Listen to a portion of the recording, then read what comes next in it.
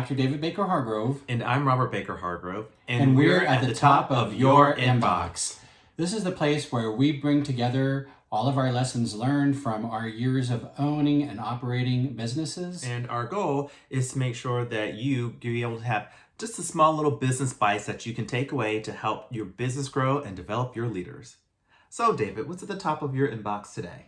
Well, so recently I found this article in Fortune magazine that I thought we could talk about today. And it really kind of talks about how the old management style is failing, and it talks about what the concept of what they mean by old management style. And so I thought that was really kind of interesting, and I thought maybe we could talk about some of that today and what some of those concepts are and how we don't operate on those principles, and we could talk about how we're different and how we run our businesses differently. Absolutely. And let's start by defining what is the old management style. The old management style is kind of like that 9 to 5, creating quotas, micromanaging, really just being that hard nose, just kind of do it. And it really hasn't changed. But unfortunately, the work environment has changed. Employee expectations have changed. And so as leaders, business owners, we have to change with that. We have to change our management style, our leadership style, to continue to support our employees. And so as we evolve, we must make sure that we continue to connect to our employees. So David, can you talk a little bit about that evolution and how we connect to our employees? Yeah, well, I think the first thing is, one of the terms, of course, that's been, banding around a lot of industry news is quiet quitting, because we love in American English to make up terms and buzzwords, right? And so quiet quitting, of course, is, we're talking about all kinds of employees everywhere that are showing up for work, but they're not doing a lot of work. And that is because why? Because they're unmotivated. They're not satisfied. They're not happy.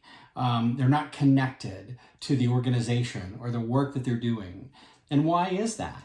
Because why are they not connected?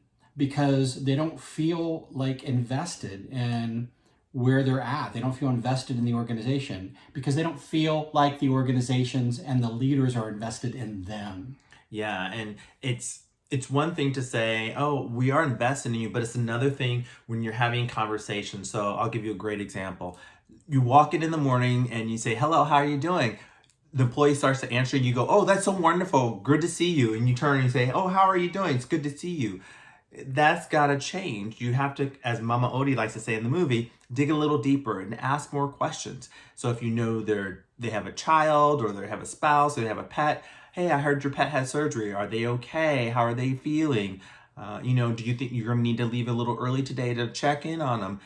See them as people. See your employees as people, as more than just an employee. And they will then begin to see the company as more just something that they come in and do punch a time clock in, that they're really going to come in and give a lot more of themselves. And because you're relating to them as individuals and you're really connecting to them and what they can bring to the organization to help success. And talking about that success and productivity, because of that, we've had a productivity slump with employees, wouldn't you say? Yes.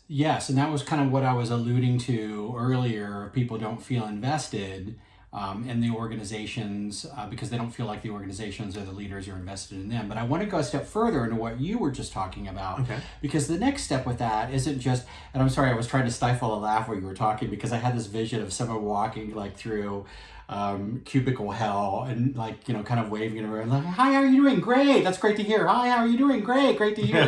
Because they're not even really listening, right? I'm sorry, what were you saying? But so the next step with that is to, really sit down and have conversations with the people that you are leading and saying, well, what are we really doing here? What are we really working on together? How are we working together to accomplish the mission of our department or the mission of our organization? Well, and you said a couple really key things that I think are really important. One was about what are we doing together? Together is a key word. The other thing is where are we going? How do we get there? You talked about mission. Well, the vision, the mission of the organization. And so one of the things that you can do when you bring all those things together is review a job description at least every 2 years. Because over time, some tasks are taken away, some tasks are added, and some tasks may even be shared.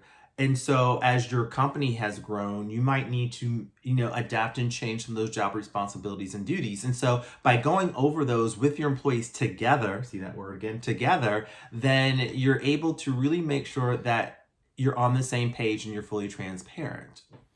Right. And the other thing is that, when every time that role flips over and you feel like no matter how good you think your training program is and you think that that person is being trained expertly, I guarantee you that that training is not 100% to being what you think it is, because that role is becoming misaligned from the original job description for which it was written. So the problem is that when the role is becoming misaligned, then the mission is becoming misaligned.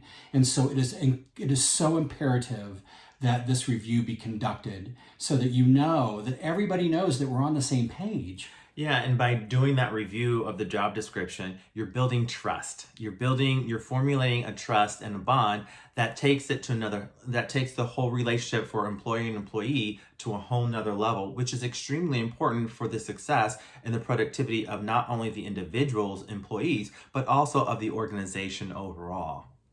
Absolutely. And then it also really helps against micromanagement too, because now you with everyone being on the same page, you don't have to worry about, well, I don't know what this employee does, because now you absolutely do know what this employee does. And one of the things I want to add or throw into that is, as you build that trust, you're going to get to know that employee, you're going to get to know that leader, and you're going to find out what their key strengths are. And so being able to find out what their strengths are, you're going to be able to help them align their strengths with the work that they're doing. And so what we like to call working in your genius, giving them that opportunity to work in what they are really good at, what they are naturally geared towards. And by doing so, they're going to automatically increase their productivity, which will then increase the departmental productivity, which will then and hopefully increase the productivity of the organization overall. And now we've come back full circle. They will no longer be quiet quitting. And so we've invested just about as much time as we have today in you. And so I am Robert Baker Hargrove. And I'm David Baker Hargrove. And please follow us on LinkedIn and follow us at BHG Assessment and Consulting. And we can't wait to see you again. So until next time, we're at the top of your inbox. inbox.